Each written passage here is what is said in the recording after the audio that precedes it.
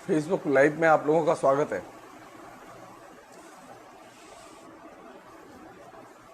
कल हम लोगों ने जहां बातचीत खत्म की थी उससे आगे आज बातचीत करेंगे और पुस्तक वही होगी, मार्क्सवाद और आधुनिक हिंदी कविता।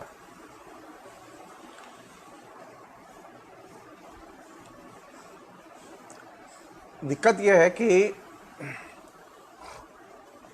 जिसे कि मैं दिक्कत मानता हूं, मार्क्सवादी आलोचक इसे दिक्कत नहीं मानते, लेकिन मैं दिक्कत मानता हूं इसे। मार्क्सवादी आलोचना के साथ जुड़े हुए लोगों ने भारत में मूलतः 3 विषयों पर खासतौर पर कंसंट्रेट करके सैद्धांतिक तौर पर लिखा। उसमें पहला विषय था रूप और अंतर्वस्तु, दूसरा था आधार और अधरचना,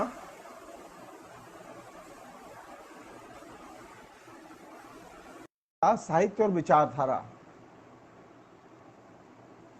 ये 3 विषय मूलतः मार्क्सवादी आलोचना के केंद्र में रहे और इन 3 विषयों के अलावा और कोई विषय आलोचना के केंद्र में नहीं आ पाया। और ये इस पूरे के पूरे हिंदी के मार्क्सवादी आलोचना विमर्श की जो सिद्धांत चर्चा है उसकी सबसे बड़ी सीमा है। इसके विपरीत भारत के बाहर जो मार्क्सवादी आलोचक हैं, उन लोगों ने मार्क्सवादी आलोचना के सिद्धांत पक्ष के अनेक पहलुओं पर विचार किया, अनेक जेनर पर विचार किया। और यहां जो पूरी की पूरी आलोचना है, मार्क्सवादी आलोचना, वो कविता केंद्रित है और थोड़ा बहुत उपन्यास पर चर्चा की गई है। बाकी कोई जेनर हिंदी की मार्क्सवादी आलोचना के केंद्र में नहीं है।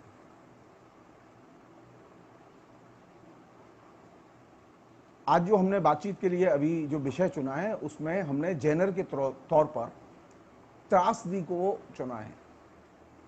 कारण यह कि अपनी पुस्तक की भूमिका में मैंने इसका जिक्र किया था। पुस्तक में वे विषय हैं जिनकी मैंने आपसे चर्चा की है।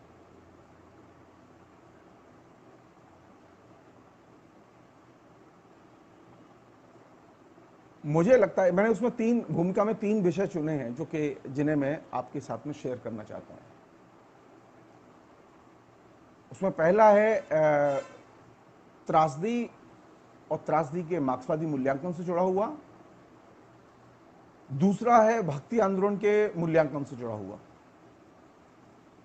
और तीसरा विषय है नवजागरण के मार्क्सवादी परिप्रेक्ष्य से जुड़ा हुआ। ये 3 विषय हैं जिन पर के कायदे से विभिन्न लेयर खोल के बात की जानी चाहिए थी, लेकिन संयोग की बात है कि जैसा कि पिछली बातचीत में मैंने आपसे शेयर किया कि रामविलास शर्मा के अलावा और कोई इस पर काम नहीं करता। और रामविलास शर्मा ने जो काम किया है वह बहुत सीमाबद्ध ढंग से काम किया है। उसमें वो भारतीय फलक, भारतीय चिंता वो रिफ्लेक्ट नहीं होती।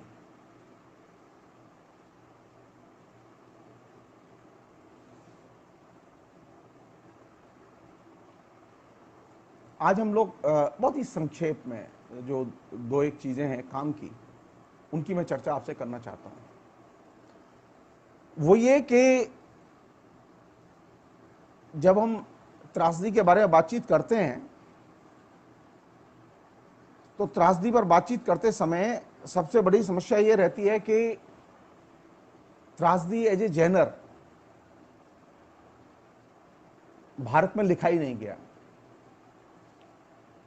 प्राचीन काल में ट्रेजेडी के तौर पर जेनर वो यूनान में मिलता है, ग्रीक में मिलता है, इवन पश्चिम के देशों में भी मिलता है, लेकिन भारत में त्रासदी नहीं लिखी गई। भारत में त्रासदी क्यों नहीं लिखी गई, ये अपने आप में एक विलक्षण चीज है। हां, यहां एपिक की शुरुआत त्रासदी देखकर जरूर हुई। यही क्रोंच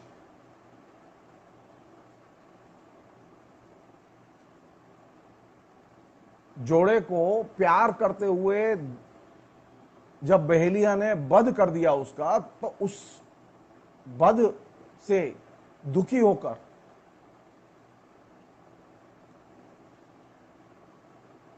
एक उसमें से जोड़े में से एक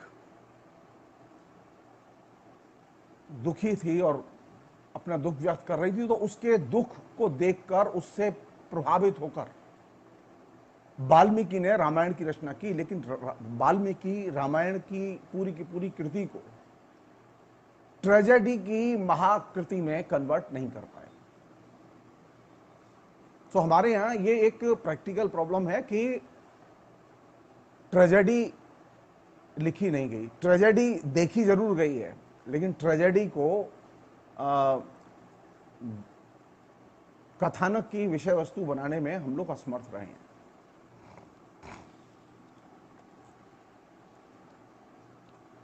अब ट्रेजेडी नहीं लिखी गई है तो फिर क्रांति का साहित्य और सामाजिक परिवर्तन का साहित्य जन्म कैसे लेगा? यूरोप में अरस्तु ने ट्रेजेडी पर विचार किया, ट्रेजेडी को देखा, दासों की जो दुर्दशा थी, जो उनका शोषण था, जो उत्पीड़न था, उसको देखा, उसको महसूस किया और पूरे के पूरे ट्रेजेडी पर एक सिद्धांत की रचना की और दासों की मुक्ति का घोषणा पत्र लिखा। हमारे यहां तो मतलब संस्कृत काव्य शास्त्र की परंपरा, संस्कृत की आलोचना की परंपरा, भारतीय साहित्य की परंपरा को अगर आप ध्यान से देखेंगे तो यहां पर आपको पता ही नहीं चलेगा कि कभी कोई गुलाम भी था। हमारे यहां कभी कोई दास प्रथा भी थी, आपको यह एहसास नहीं होगा। और दास प्रथा थी तो उसके दास प्रथा के वजह से लोग किस तरह उत्पीड़ित और दुखी होते थे, आपको इसका एहसास नहीं होगा। तो हमारे यहां एपिक तो लिखे गए, लेकिन एपिक लिखते समय हमारे यहां जो सबसे बड़ी जो मजेदार घटना घटी वो ये कि हमारे यहां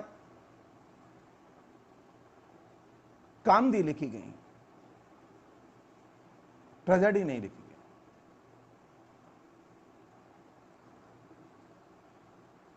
एपिक लिखे गए और कामदी लिखी गई, लेकिन ट्रेजेडी नहीं लिखी गई। और ये डिबेट का हिस्सा रहा है। मार्क्सवादी आलोचकों के यहां डिबेट का हिस्सा रहा है।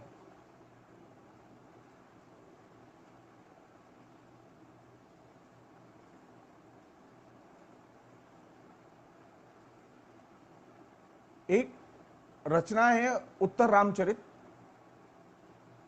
उत्तर रामचरित को लेकर रामविलास शर्मा ने जरूर लिखा है कि उत्तर रामचरित का जो कथानक है वो ट्रेजेडी केंद्रित है।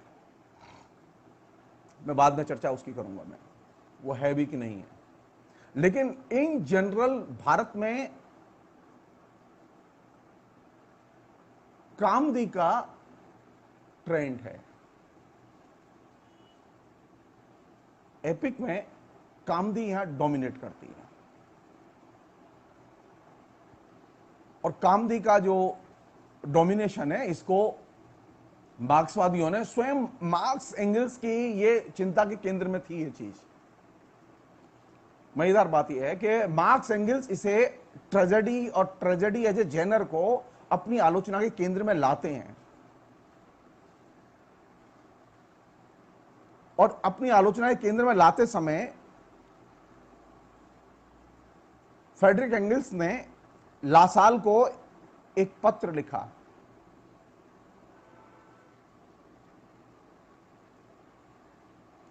और उस पत्र को लिखते समय उन्होंने ट्रेजेडी की परिभाषा दी।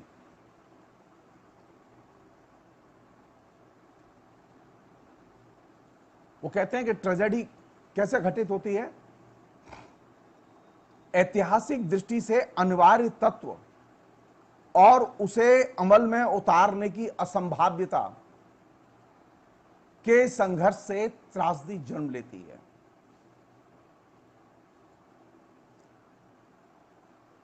यानी सामाजिक अस्तित्व और सामाजिक चेतना के संबंधों की जो टकराहट है, वह टकराहट ट्रेजेडी को जन्म देती है।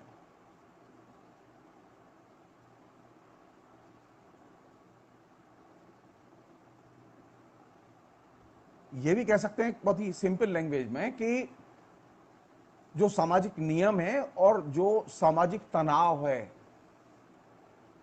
इन दोनों को जब तक लेखक व्यक्त न करे, जब वह लेखक नियम और सामाजिक संबंधों के बीच में तनाव को व्यक्त करेगा, तो वह देख पाएगा कि त्रासदी कहां घट रही है।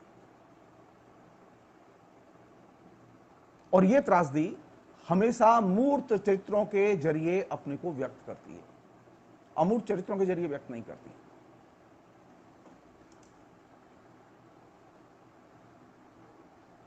लेखक की ये चुनौती रही है, एंगल्स कहते हैं लासाल को लिखे हुए पत्र में,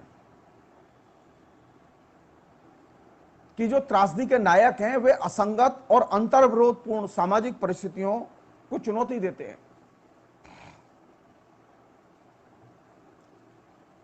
और वे ऐतिहासिक दृष्टि से अनिवार्य तत्व के वाहक होते हैं। किंतु जो उनके जमाने की जो स्थापित व्यवस्था है, उसकी जो संगठन शक्ति है, वह उसे यानी नायक को इन अंतर विरोधों को अमल में लाने से रोकती है।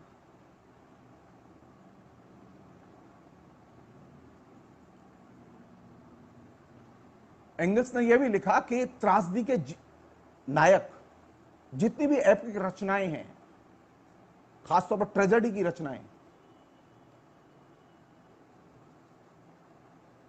उनके जो नायक हैं उनका अंत हमेशा त्रासद ही रहा है।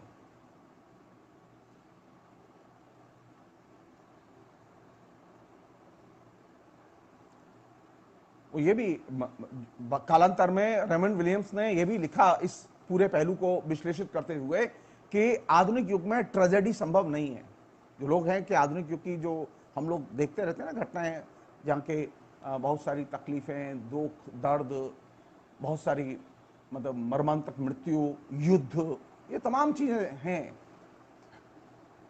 आधुनिक युग में ट्रेजेडी संभव नहीं है, ट्रेजेडी लिखना संभव नहीं है। त्रासदियां तो घट रही हैं,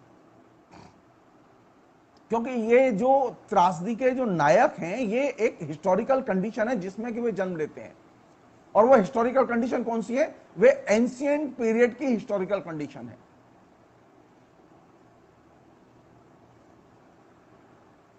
मध्यकाल में भी त्रासदी के नायक दिखाई नहीं देते।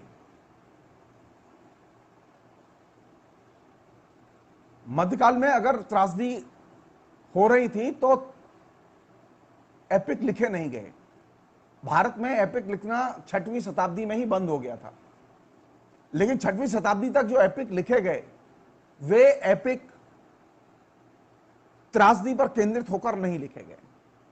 उनका विषय त्रासदी नहीं है। हमारे यहां सुखांत रचना एक फेवरेट एरिया रहा है। दुखांत रचना जो है वो हमारे यहां फेवरेट एरिया नहीं रहा है।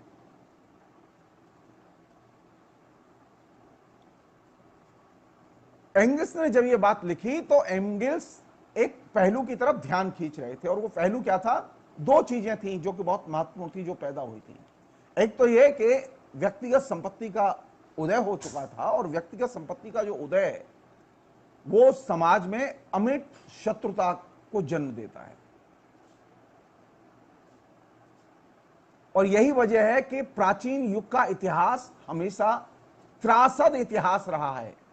ये कार्ल मार्क्स के शब्द हैं, क्योंकि प्राचीन काल में जब व्यक्तिगत संपत्ति ने जन्म लिया तो व्यक्तिगत संपत्ति ने अनंत त्रासदियों को पैदा किया। और ये वह एरिया है जहां से कि हमें प्राचीन काल के साहित्य को देखना चाहिए कि प्राचीन काल के साहित्य में, खासतौर पर एपिकल साहित्य में, महाकाव्यात्मक जो साहित्य है उसमें त्रासदियां कैसे घट रही थी, जीवन है वहां त्रासदियां कैसे घट रही थी।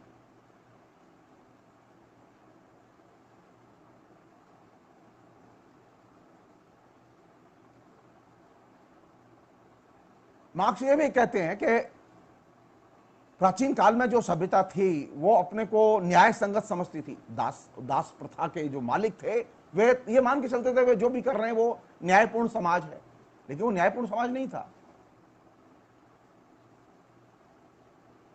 दासों के स्वामी उस जमाने में उदीयमान जो समाज था, और जो दास थे वे उदीयमान समाज के प्रतिनिधि थे।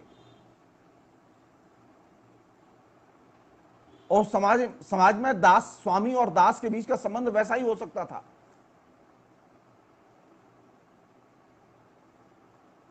लेकिन परिस्थितियां क्या थी? परिस्थितियां थी व्यक्तिगत संपत्ति पर केंद्रित। व्यक्तिगत संपत्ति जहां पैदा हुई उसने एक नए किस्म के तनाव और एक अमिट तनाव जो कभी खत्म नहीं किया जा सकता, एक ऐसे तनाव को जन्म दिया। और इस तनाव की ब्यूटी क्या थी? इस तनाव की ब्यूटी यह थी कि जो सत्ता थी वह उभरते हुए संसार और उभरती हुई शक्तियों के दमन पर थी, वो न्याय पर आमादा नहीं थी। और यही वजह, मार्क्स कहते हैं कि यही वजह कि वो प्राचीन दास और दास स्वामियों पर केंद्रित जो व्यवस्था थी उसका पतन होता है, उसका ट्रेजिक अंत होता है। यही वजह है कि जो त्रासदियां यूनानी समाज में लिखी गई, उन त्रासदियों में हमेशा दासता के खिलाफ संघर्ष आपको दिखाई देगा। हमारे यहां त्रासदियों नंबर तो लिखी ही नहीं गई, और जो एपिक रचनाएं लिखी गई वहां दास प्रथा के खिलाफ में कोई संघर्ष नहीं है, बल्कि उल्टा है। उल्टा है। मैं एक छोटा सा उदाहरण दे रहा हूं जिससे आप बात समझ सकें। आप संस्कृत के महाकाव्य उठाइए, और महाकाव्य में जो निचली जाति के पात्र हैं उनमें विदूषक एक पात्र है जो कि निचली जाति का हुआ करता था, और विदूषक को संस्कृत बोलने का हक नहीं है। विदूषक हमेशा देशज भाषा बोलता है, वो संस्कृत नहीं बोलता। वो संस्कृत भाषा से वंचित है। सवाल ही पैदा नहीं होता कि लेखक उसे संस्कृत में बुलवा दे।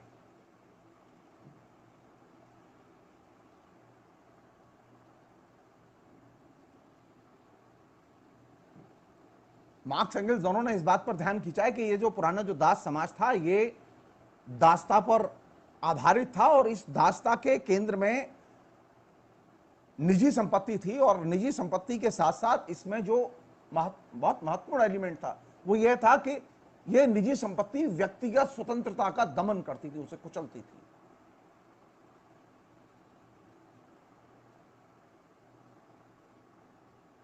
और जब इस व्यक्तिगत स्वतंत्रता का दमन होता था तो दास इसके खिलाफ संघर्ष करते थे, और यही वह जगह है जहां से कि ट्रेजेडी एज एपिक का जन्म हुआ।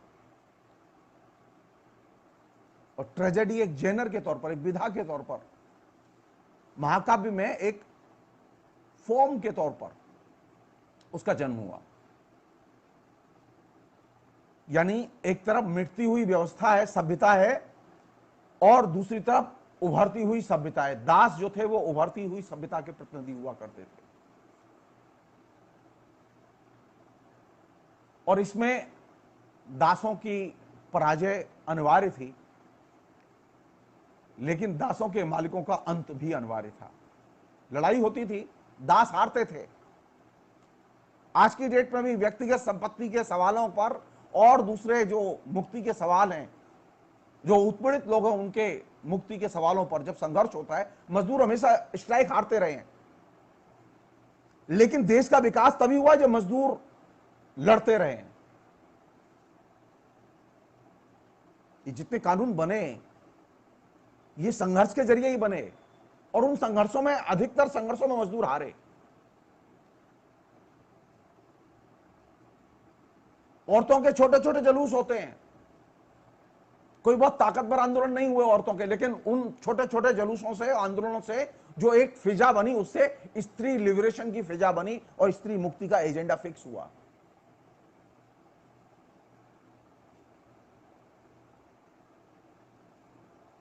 तो जब आप इन गरीबों के, वंचितों के, दलितों के, स्त्रियों के, मजदूरों के, किसानों के जब छोटे छोटे जुलूस देखते हैं तो आपको लगता है कि अरे देखो ये मजदूरों की क्या छोटा सा जुलूस है, और देखो मोदी की रैली देखो, उसमें 10 लाख लोग, 5 लाख लोग, जब वो वीडियो से प्रसारण करते हैं तो उसे लाइक करने वाले 20 लाख लोग, 30 लाख लोग।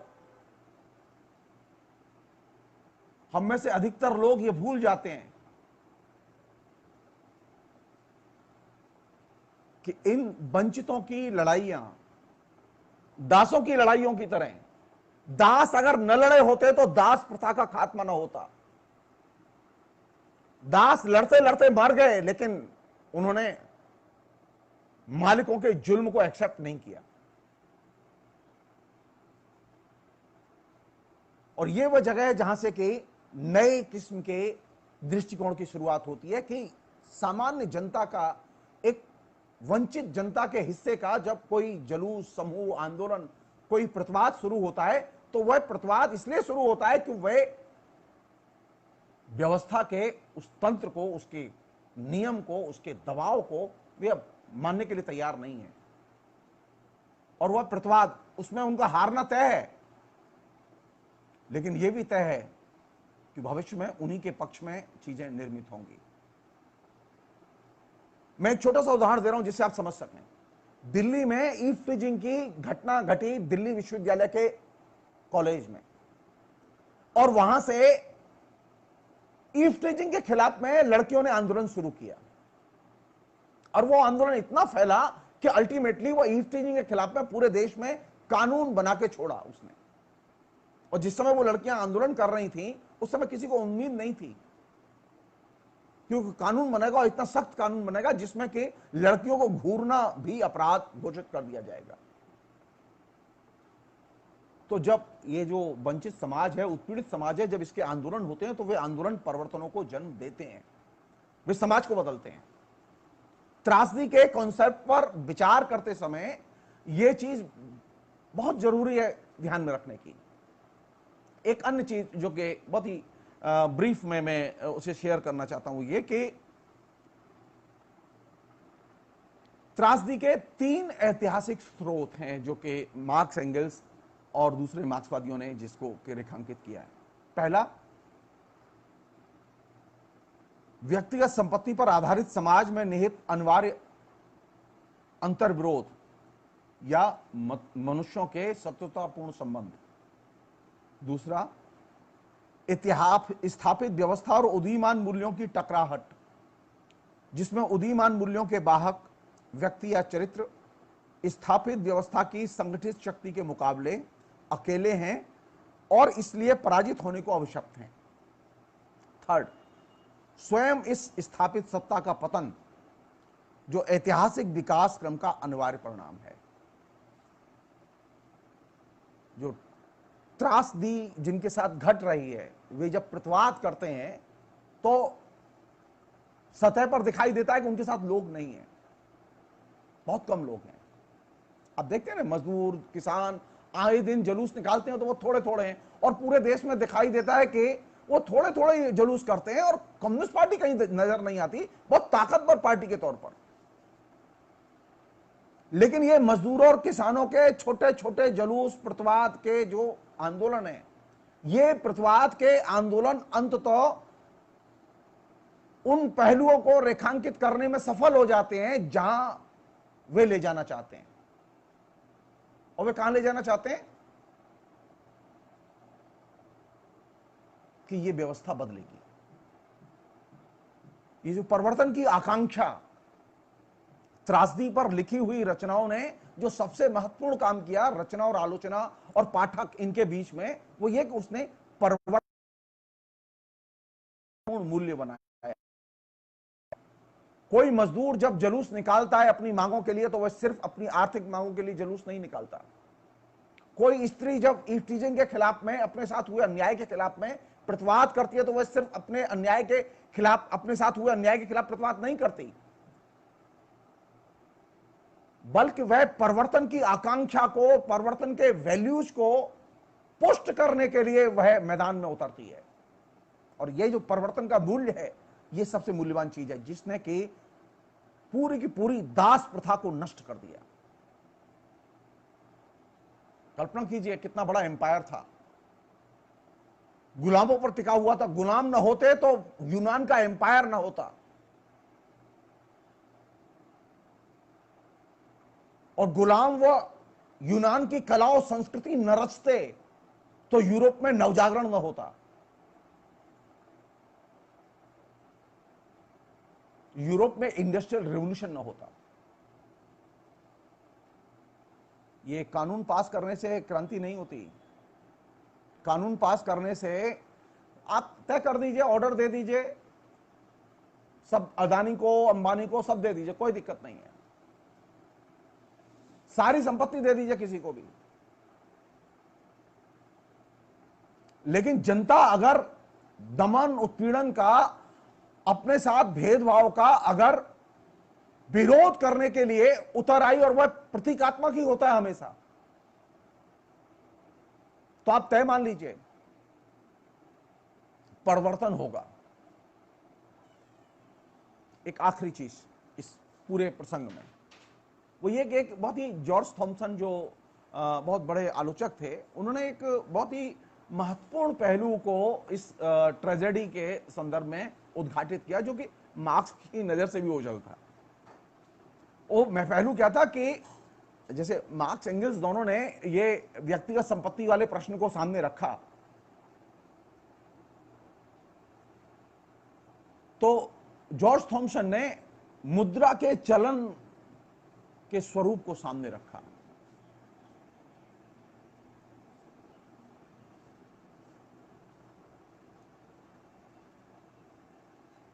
प्राचीन काल में अरस्तु के जमाने में जब दास प्रथा थी, दासों का दमन था, उत्पीड़न था, जब त्रासदियां लिखी जा रही थी, तो उस समय व्यक्तिगत संपत्ति के अलावा एक और चीज थी जो नई चीज पैदा हुई, वह थी मुद्रा। आधुनिक काल के संदर्भ में और शेक्सपियर और दूसरे लेखकों के संदर्भ में कार्ल मार्क्स ने कैपिटल में मुद्रा की भूमिका की चर्चा की, बहुत शानदार भूमिका की चर्चा की है।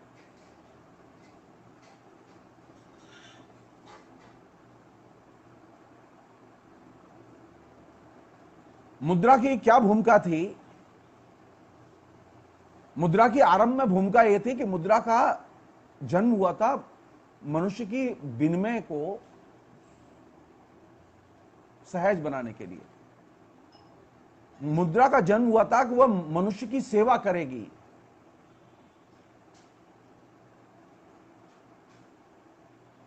लेकिन धीरे धीरे देखा गया कि यह मामला उल्टा हो गया। हिस्टोरिकल प्रोसेस में जो मुद्रा मनुष्य की सेवा के लिए पैदा हुई थी, वह मुद्रा अब मनुष्य की, यानी वह दासी थी शुरू में, लेकिन हिस्टोरिकल प्रोसेस में मुद्रा ने इतनी शक्ति अर्जित कर ली कि अब मनुष्य उसका दास हो गया, और अब मनुष्य मुद्रा की सेवा करने लगा।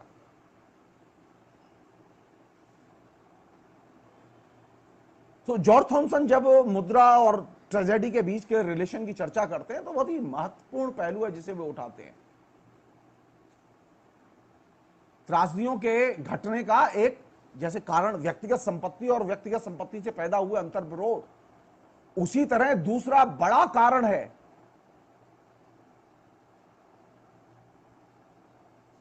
मुद्रा का चलन, और मुद्रा के चलन के कारण जो मुद्रा और मनुष्य के बीच का जो रिश्ता है, इस रिश्ते में जो चेंज आया, यानी मुद्रा के चलन से भी त्रासदियां पैदा होती हैं। हम लोग साधारण सी घटना से जानते हैं, नोटबंदी से कैसे त्रासदी पैदा हुई। मुद्रा रोकी जाएगी तब त्रासदी होगी, और मुद्रा चलाई जाएगी तब भी त्रासदी होगी।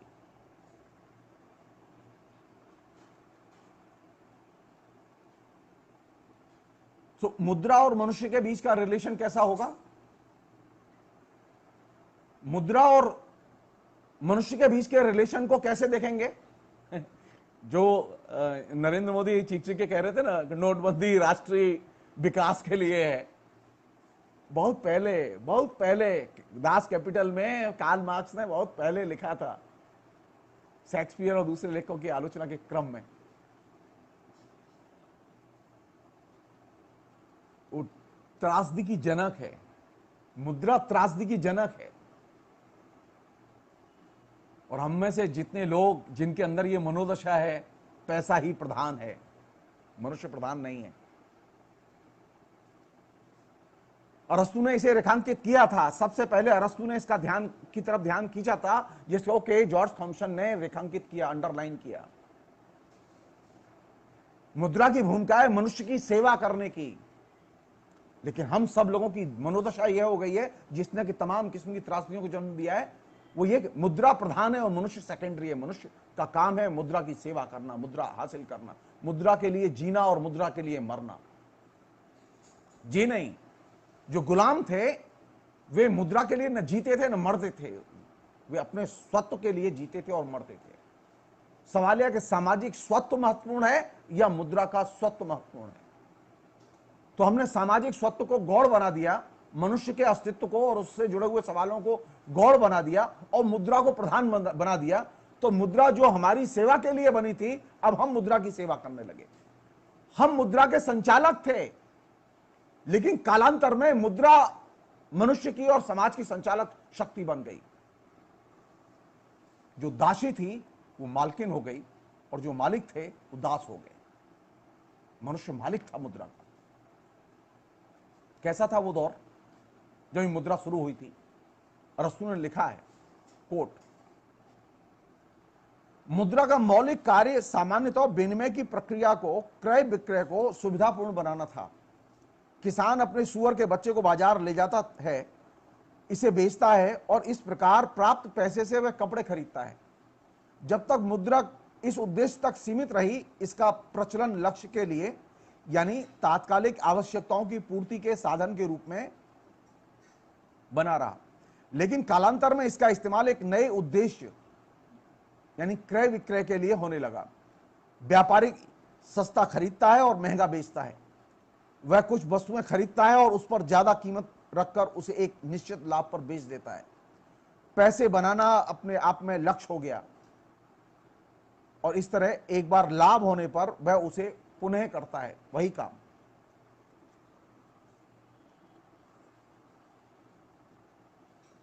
अब इसने यानी ये जो पैसा बनाने की जो कला जो पैदा हुई मुद्रा के चलन के साथ,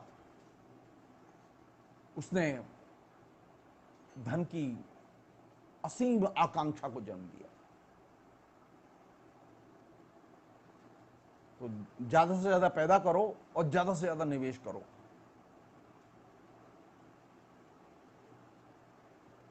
तो ज्यादा से ज्यादा पैदा करना और ज्यादा से ज्यादा निवेश करना, 70 साल में क्या हुआ है?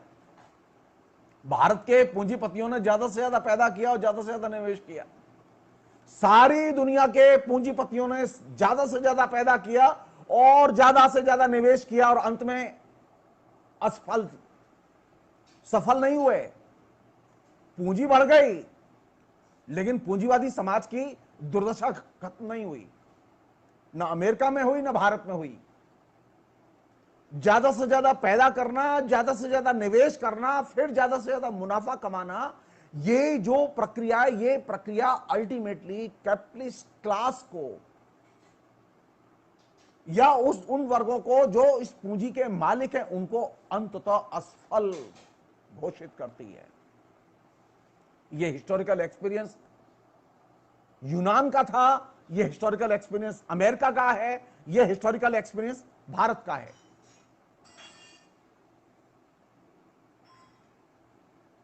पिछले 70 साल में बैंकों ने सब कुछ दिया, भारत सरकार ने बैंकों से कर्ज के जरिए सब कुछ दिया, पूंजीपतियों को दिया।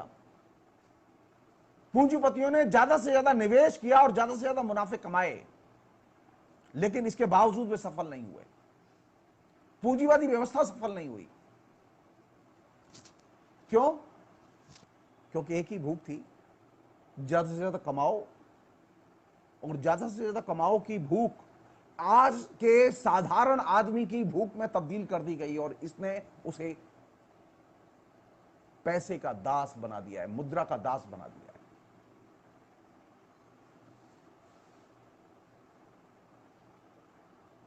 वो मिदास की कहानी है ना, जो अरस्तू के जमाने की बहुत फेमस कहानी है।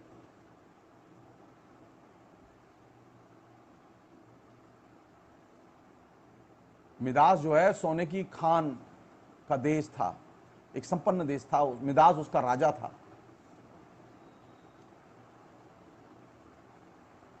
उसे ये शक्ति प्राप्त थी कि वह जिस चीज को हाथ लगाता था, जैसे अभी अंबानी और अदानी को ये शक्ति प्राप्त है, वो जिस चीज को हाथ लगाते हैं उसे सोना में बदल देते हैं।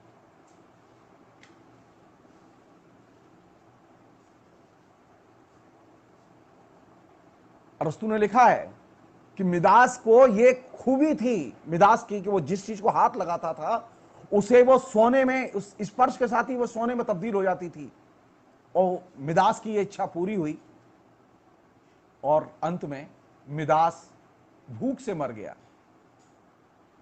अपने स्वर्ण के बीच भूख से मर गया। वो खाने को भी हाथ लगाता था तो वो भी सोना हो जाता था, लेकिन सोने से तो पेट नहीं भरता। ये जो अभी जो चल रहा है, ये जो मिदास का जो सपना पूरा करने की जो कोशिश चल रही है, ये कोशिश अल्टीमेटली वो मिदास की दशा को ही प्राप्त होंगे ये सारे लोग। ये तय है, हम रहें या ना रहें, आप रहें या ना रहें, लेकिन ये तय है कि जिस तरह से मिदास सोने के बीच में रहते हुए हर चीज सोने की थी, उसके हाथ से जो लगती थी वो सब चीज सोने में तब्दील हो जाती थी, लेकिन मिदास को खाना नहीं मिला, भूख से मर गया। ठीक वही अवस्था होगी।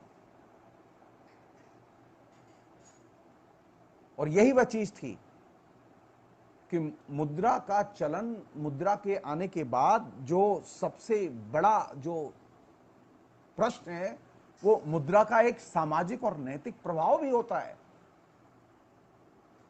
और इस मुद्रा के सामाजिक नैतिक प्रभाव की हम लोग चर्चा क्यों नहीं करते? हम सिर्फ उसके मुनाफे की चर्चा क्यों करते हैं? हम ये क्यों नहीं सोचते कि मुद्रा का कोई ऐसा प्रभाव भी हो सकता है कि मुद्रा अपने विरोधी की भूमिका भी अदा कर सकती है। मुद्रा का काम था सेवा करना, लेकिन अब मुद्रा का काम सेवा करना नहीं है।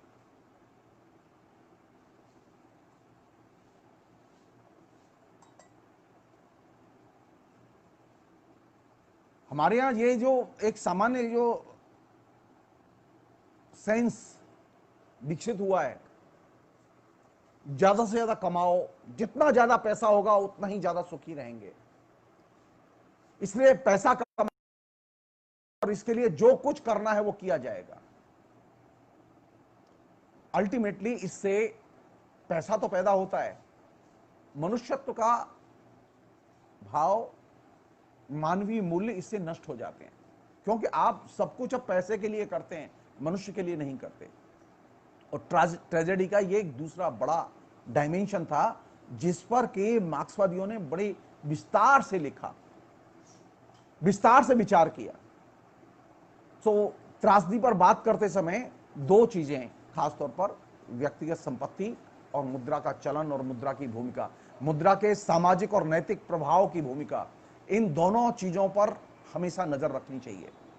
जो लोग ये कहते हैं कि मुद्रा के चलन से, मुद्रा की भूमिका से तमाम किस्म के संसाधनों को पूंजी में कन्वर्ट कर देने से, अभी पूंजी में कन्वर्ट कर देने की प्रक्रिया चल रही है ना, पूंजी को बांटने की प्रक्रिया चल रही है, पूंजीपतियों को और ज्यादा देने की प्रक्रिया चल रही है। मैं रिपीट कर रहा हूं इस चीज को, ज्यादा से ज्यादा पूंजी कमाओ, ज्यादा से ज्यादा पूंजी निवेश करो, ज्यादा से ज्यादा पूंजी की सेवा करो और बड़े से बड़े पूंजीपति बनो, तो अंत में तय है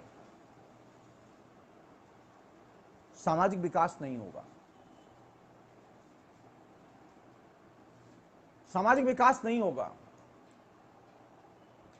सिर्फ उदाहरण दे रहा हूं छोटा सा, चाइना ने पूंजी का खेल जो 78-79 में शुरू किया और पूंजीवादी समाज में रूपांतरण किया पूरे समाजवादी समाज का, उसके दुष्परिणाम अगर देखने हो आपको तो आप चले जाइए चाइना के जो इकोनॉमिक जोन है, स्पेशल इकोनॉमिक जोन, वहां एक एक कमरे में 20-20, 25-25, 30-30 मजदूर रहते हैं।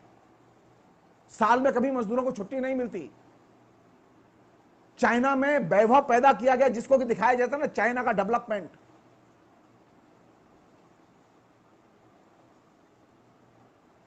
पंडित जवाहरलाल नेहरू जब प्रधानमंत्री बने और पंचवर्षीय योजनाएं शुरू की गई तो इकोनॉमिक एंड पॉलिटिकल वीकली के जो एडिटर इन चीफ थे वो नेहरू के इकोनॉमिक एडवाइजर हुआ करते थे। नेहरू ने उनसे पूछा कि आप हमें बताइए कि हम विकास के लिए कौन सा रास्ता चुनें, क्या है हमारे सामने जो हम करें। तो इकोनॉमिक एंड पॉलिटिकल वीकली के एडवाइजर ने, भी कृष्णराज नाम था उनका, उन्होंने कहा कि दो रास्ते हैं। एक रास्ता वह है जो चीन ने अडॉप्ट किया है,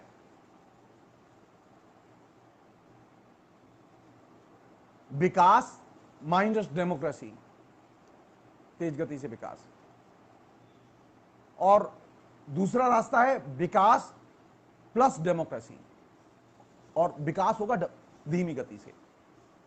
तो नेहरू ने कहा कि हमें तेज गति से विकास का जो चाइनीज मॉडल है वो हमें पसंद नहीं है, हम इसे नहीं चुनेंगे, हम धीमी गति से विकास का मॉडल चुनेंगे और डेमोक्रेसी को बनाए रखेंगे।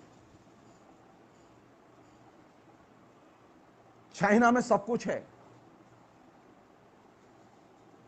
चाइना के जो नए जो मॉडल जिसमें कि कैपिटलिज्म का डेवलपमेंट नए सिरे से शुरू किया गया डेंग के आने के बाद, उस मॉडल ने ऐसी चीजें घटित हुई हैं उसमें जो कि एकदम चौंकाने वाली हैं। पूंजी का जो उत्पादन और विकास है वो बिल्कुल चौंधिया देने वाला है। आज संघाई कॉर्पोरेशन बैंक दुनिया की सबसे ताकतवर बैंक है, उससे ताकतवर कोई नहीं है। लेकिन साधारण जनता के जीवन में त्रासदियों का अंत नहीं है, कष्टों का अंत नहीं है। तो जो लोग सोच रहे हैं कि हम विकास करके, अमेरिका में भी विकास हुआ था ना, डेवलपमेंट, हैवी डेवलपमेंट हुआ ना, जो दिखाई दे रहा है अभी कि अमेरिका में गरीबों के लिए अस्पताल में घुसने के लिए जगह नहीं है। अमेरिका में कोई व्यवस्था नहीं है गरीबों के लिए। अमेरिका में एक बड़ी संख्या है जो कि हर शहर में गरीबों की है, कहीं 30%, कहीं 40%, कहीं 50%, कहीं 60%, कहीं 70, 80%, पूरा का पूरा राज्य ही गरीबों का है। सो पूंजी पैदा करो, निवेश करो, डेवलपमेंट करो। इसने जो पूंजी की एक कभी खत्म न होने वाली जो भूख पैदा की है और पूंजी के प्रति जो प्रेम पैदा किया, वह त्रासदियों का गोमुख है।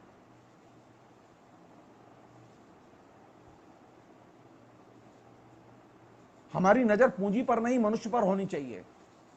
दिक्कत क्या है कि अभी हमारी जो सरकार है वो खुल्लम खुल्ला प्यार करेंगे हम दोनों, वो पूंजी के साथ अपने प्रेम को छिपाना नहीं चाहती और वो पूंजी को बहुत ही नेकेड फॉर्म में हमारे सामने रखना चाहती है।